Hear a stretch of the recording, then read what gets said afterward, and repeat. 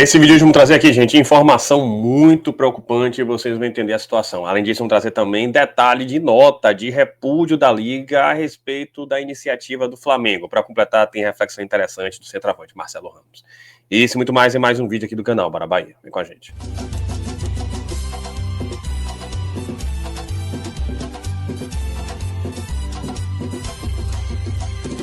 Fala, nação tricolor, um abraço para vocês que seguem a gente aqui no canal Bora Bahia e hoje mais um Plantão do Bara, mas antes disso aquela dica para você aproveitar, porque falou em Golcase já sabe, né? Use o cupom Bora Bahia, não tem segredo, você aumenta o desconto e é simples. Clique no link que está fixado no primeiro comentário também na descrição do vídeo, aponte a câmera do seu celular para esse QR Code que você está vendo aqui na tela, exatamente esse aqui que está na tela, que você vai ter acesso direto ao site da Golcase e pode usar o nosso cupom Bora Bahia em qualquer produto, tá aqui, gente, o site da Golcase. Inclusive, estou trazendo aqui a página do nosso Tricolor de Aço, coleção oficial do Bahia, muita coisa legal, vale muito a pena, tá aqui inclusive essas garrafas, você comprando, você ganha de presente, viu, de graça, uma base de silicone, e eu vou trazer para vocês aqui a minha dica do momento, porque vale muito a pena, tá aqui, gente, essa garrafa térmica Urban, a mais barata para quem quer uma garrafa realmente do clube, tá saindo a partir de R$ 89,90, isso sem o cupom, e com o cupom Bora Bahia fica mais barato ainda. Tá aqui, pessoal, com várias estampas, você coloca seu nome, show de bola realmente. Agora, garanta logo com esse descontato de 40%, mais o cupom Bora Bahia. Então, já faça logo aí a sua compra, garanta logo. Inclusive, tá podendo dividir em até 3 vezes sem juros. Então, aproveite aí dessa geral, porque vale a pena. Golcase é diferenciada. Mas vamos para o assunto de hoje. A gente começa trazendo uma reflexão bem interessante do nosso querido Marcelo Ramos, centroavante, que marcou época no nosso Tricolor de Aço. E lá com a galera, a gente boa lá do Zona Mista, ele trouxe a reflexão bem legal, vamos trazer aqui, gente, para depois a gente comentar um pouco mais sobre isso, tá aqui, ó. O que me impressiona, principalmente no Juan Pablo e no Del. Eu falo até do Del para ele ficar muito esperto pela questão da posição, porque beirada a gente falou vários aqui, né? Beirada assim de velocidade, que é o que exige muito hoje. E o cara, né? E o centroavante, a gente, todo mundo pergunta, Marcelo, por que não tem mais centroavantes como antigamente e tal, não sei o quê. E na minha época, para subir, eu já tinha uns 3, 4, 9 bons jogadores da base que faziam muitos gols. Então, assim, Del é esse 9 que tem poucos, assim, se você for olhar o campeonato sub-17, sub-20 que eu fiz, eu vi poucos centroavantes, assim, nessa característica de definidor, de se sustentar bem a bola, de não ser tão alto, mas o cara que faz gol de cabeça, que tem a movimentação diferente, que depende desses beiradas, né? A gente tem hoje o William, que é esse centroavante, José, e Lúcio não era esse centroavante, era o cara que jogava de 9, mas atacava o espaço, fazia a movimentação. Isso é interessante até a opção dele, né, pro jogo do Vasco. De repente eu falo assim, pô, eu sou 9, eu sei que tá meio devagar assim em relação à camisa 9, eu tenho que batalhar cada vez mais, porque de repente uma dessa, eu com 17, 18, daqui a pouco o Rogério vai precisar e aí tem que estar preparado. Você conversa com ele? Não tenho contato com o Del, assim, mas eu tenho muito orgulho da questão do dia que ele chegou, da avaliação, da nossa equipe lá, da iniciação, né, sub-13.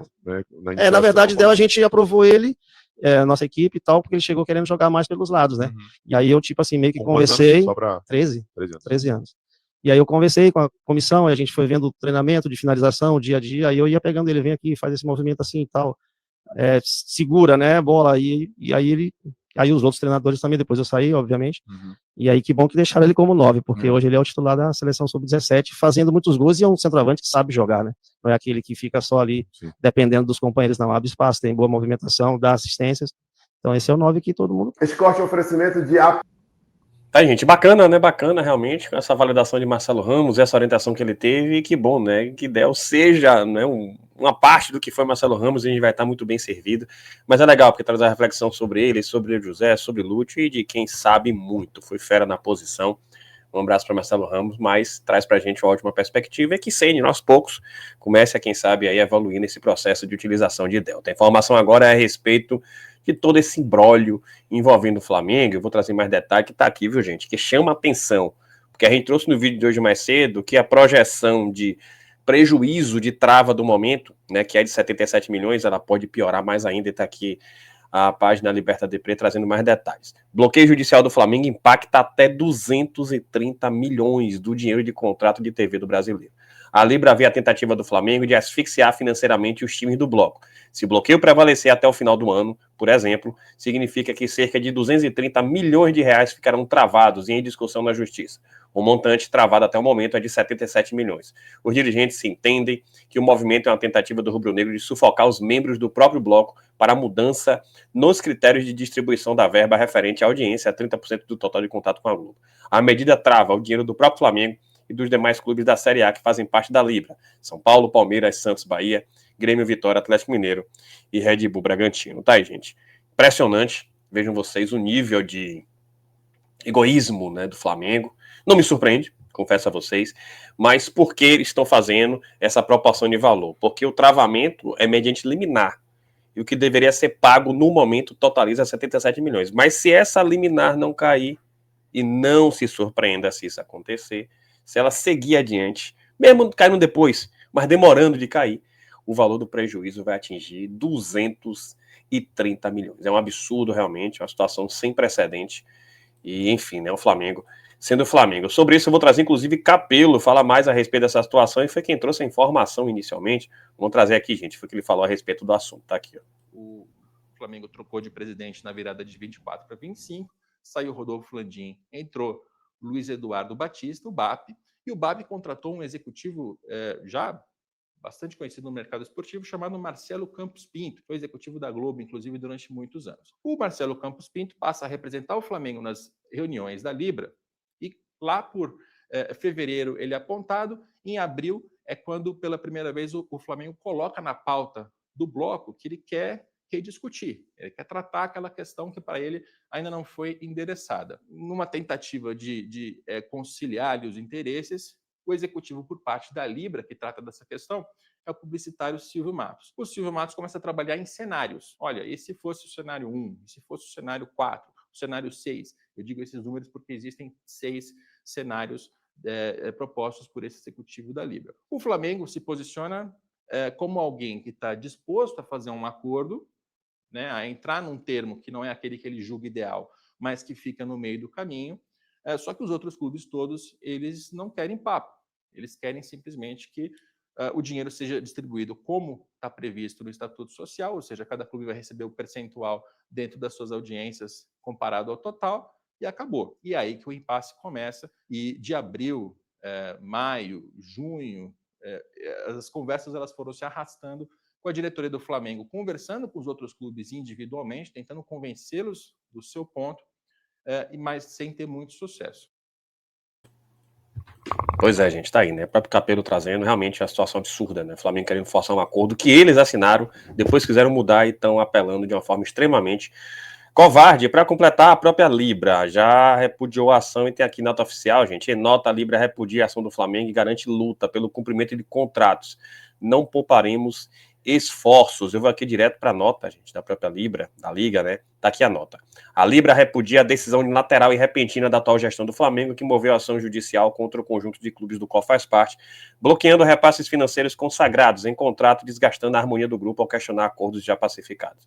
O clube alega prejuízo dentro de um contrato bilionário, o que não condiz com a sua situação financeira. A medida extrema confirma uma postura que privilegia o interesse particular de curto prazo, quando, na verdade, os verdadeiros prejudicados são os times que contam com esse dinheiro para seu fluxo de caixa, pagamento de contas e salário. A Libra sempre se dedicou a atender aos interesses dos associados, incluindo questionamentos do Flamengo em relação ao modelo vigente.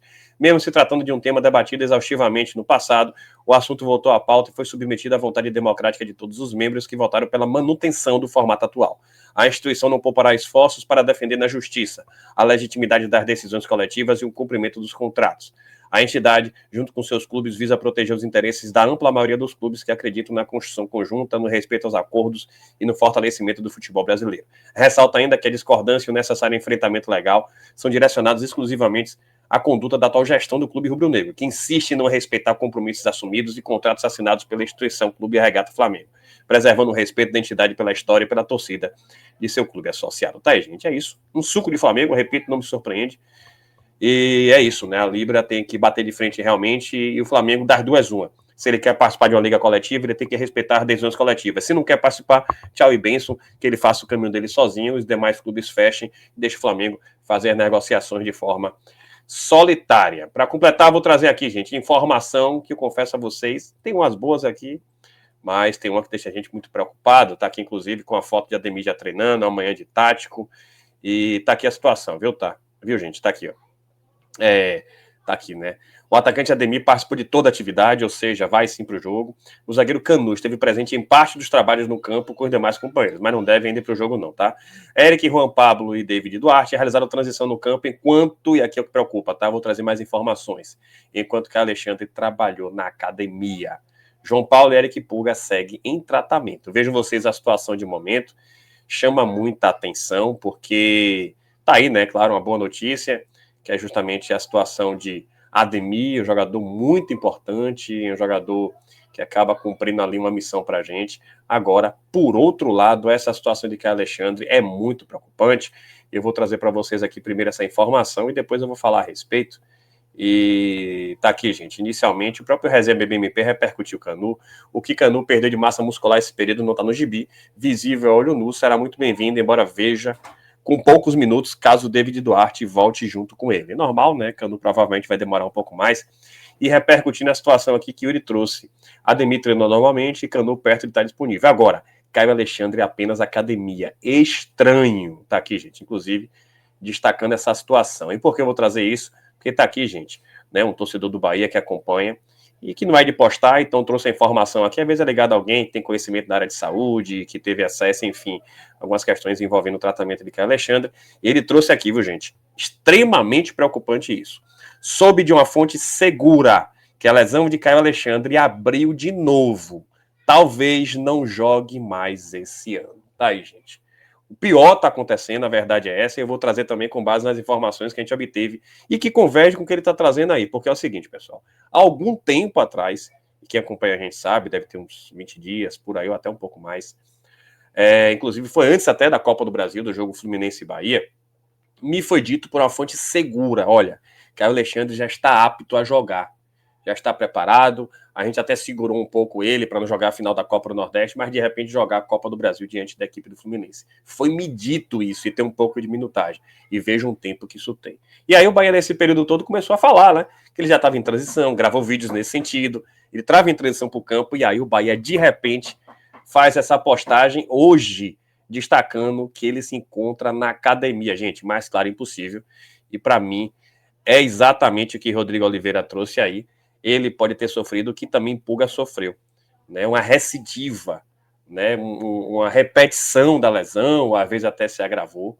E ele trouxe aqui, repito para vocês, tá, gente? A informação que realmente para a gente é muito preocupante. Soube de uma fonte segura que a lesão de Caio Alexandre abriu de novo, talvez não jogue mais esse ano. Na boa, eu poderia até trazer várias informações sobre vários atletas, mas especialmente sobre Caio Alexandre. Isso me deixa extremamente preocupado. Péssima notícia se ele ficar afastado até o fim do ano. Por quê, gente? Porque não é só um jogador. É um jogador estrutural.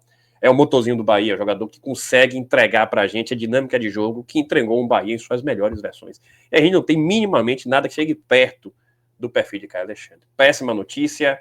Extremamente preocupante. E seria mais uma peça aí que, com certeza, né, já tem feito. Mas até o fim do ano vai ser muito impactante para o desempenho do nosso tricolor de aço. Vou seguir apurando e qualquer novidade eu trago para vocês, mas é nesse sentido aí, quem está acompanhando o passo a passo sabe muito bem que essa volta dele para a academia é sim um indicativo triste, né, de que provavelmente pode ter acontecido essa situação. Claro, ciência médica não é ciência exata, a gente torce para que de repente tenha uma melhora, mas tudo leva a crer, infelizmente, que é essa situação terrível, que infelizmente, pro azar do Bahia, né, da gente, né, tá acontecendo. Se você gostou, deixa seu like, se inscreva no canal, compartilha com geral.